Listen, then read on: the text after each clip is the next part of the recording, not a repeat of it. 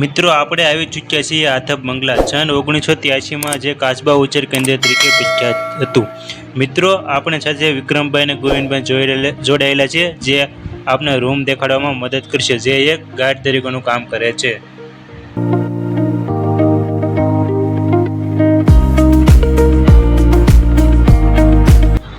મિત્રો તો આજે હું તમને બતાવીશ ભાવનગરથી લગભગ 25 કિલોમીટર દૂર આવેલ આથપ બંગલા। સન 1983માં આ પ્લેસનું નામ કાચબા ઉછેર કેન્દ્ર તરીકે પણ પ્રખ્યાત હતું, જે અત્યારે ટુરિઝમ પ્લેસ છે। મિત્રો અહીંયા તમને રહેવા માટે, જમવા માટે બધી જ સુવિધાઓ ઉપલબ્ધ થશે। તો આપણે આ આગળ વિડીયોમાં જોઈએ એ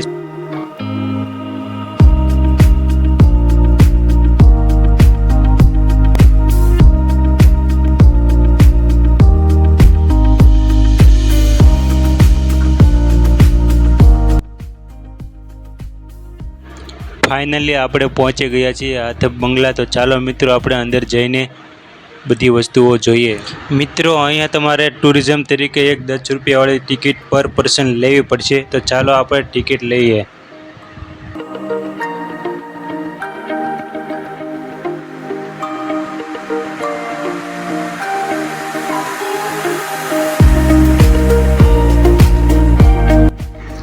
મિત્રો અહીંયા તમારે જમવાની અને રહેવાની બધી જ સુવિધાઓ છે। તમારે બપોરના જમવાના 125, સાંજનું ભોજન જમવું હોય તો બી 125, ચા, કોફી, દૂધ વગેરેની સુવિધાઓ પણ મિત્રો અહીંયા ઉપલબ્ધ છે।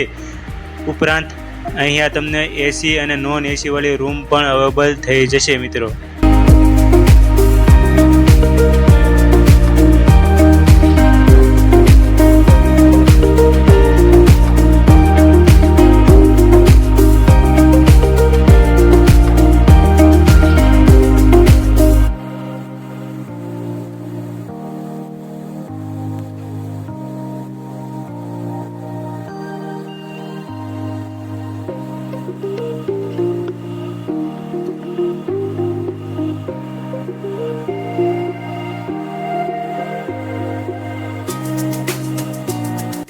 મિત્રો આપણે આવી ચૂક્યા છીએ આથપ બંગલા। સન 1983માં જે કાચબા ઉછેર કેન્દ્ર તરીકે પ્રખ્યાત છે।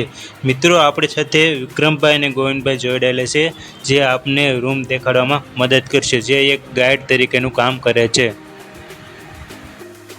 આ છે આપણા વિક્રમભાઈ, જે આપણને ગાઈડ તરીકે કામ કરી રહ્યા છે। તો મિત્રો તમે આવો તો આ ભાઈ પાસેથી ₹10 ટિકિટ લેવી પડશે, અને તમે જોઈ શકો તો એસી અને નોન એસી રૂમ તમને ઉપલબ્ધ। આ છે આપણો રૂમ, રહેવા માટેની સુવિધા, ફૂલ એસીની સુવિધા છે, તમે જોઈ શકો છો।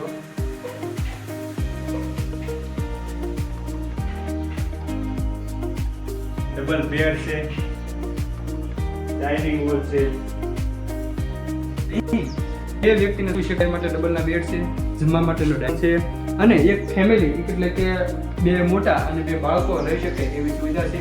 એસી વાળો રૂમ છે, એસી રૂમનું ભાડું ₹2000 છે, અને માથે પણ બેઠક રૂમ છે। તો આપણે જોઈએ બેઠક રૂમ ઉપર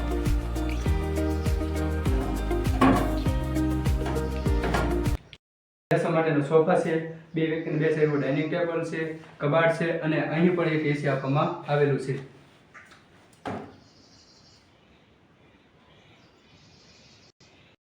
નમસ્કાર મિત્રો, તો આપણે હવે જઈએ છીએ આથપ બીચ ઉપર। મિત્રો આ જંગલ વિસ્તાર છે, અહીંયા ફોરેસ્ટમાં જવાની સખ્ત મનાઈ છે। તમે અહીંયા બોર્ડ પણ મારેલું છે, તમે જોઈ શકો છો મિત્રો।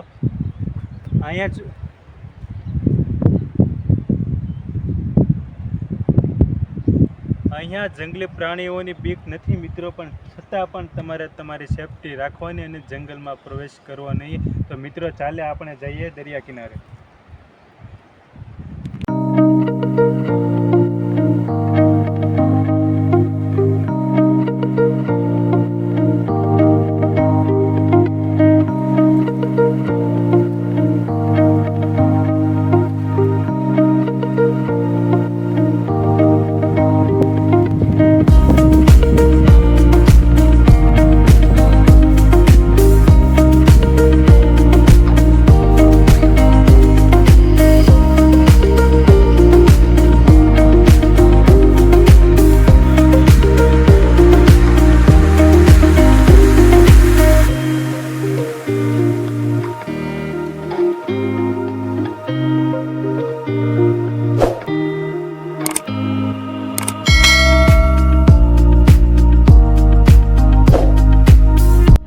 મિત્રો, આ બીચને ગોલ્ડન બીચ તરીકે ઓળખવામાં આવે છે કારણ કે જ્યારે સૂર્યના કિરણો આ દરિયાઈ રેતી પર પડે છે ત્યારે તે પોતાનો કલર બદલીને ગોલ્ડન કલરમાં પરિવર્તન થઈ જાય છે. એટલા માટે આ બીચને ગોલ્ડન બીચ તરીકે ઓળખવામાં આવે છે.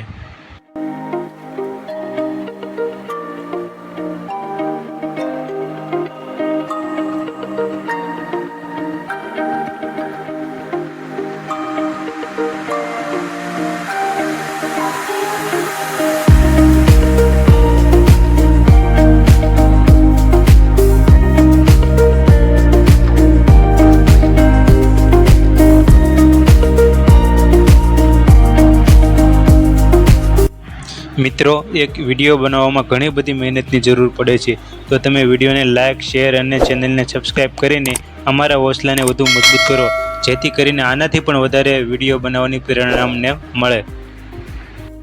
હા, એ વાત સાચી છે. જિંદગીનો કોઈ ભરોસો નથી, એટલા માટે સુખ દુઃખને ભૂલીને થોડો સમય તમારા પરિવાર, મિત્રો સાથે એન્જોય કરો, કારણ કે એકવાર વીતી ગયેલો સમય ફરી ક્યારેય પાછો નથી આવતો. મિત્રો, આ વિડીયો અહીંયા જ પૂરો થાય છે. એકવાર તમારા પરિવાર સાથે અહીંયા જરૂર મુલાકાત લેજો. ખૂબ જ મજા આવે તેવી જગ્યા છે. જો તમને મારો વિડીયો પસંદ આવ્યો હોય તો લાઇક, શેર અને ચેનલને સબસ્ક્રાઈબ કરી દેજો. મિત્રો, આના પછી મારો વ્લોગ આવે છે વિક્ટોરિયા ભાગ 2, તો એ પણ જોવાનું ભૂલતા નહીં. તો મળીએ આપણે નવા વ્લોગ, નવા વિડીયોમાં.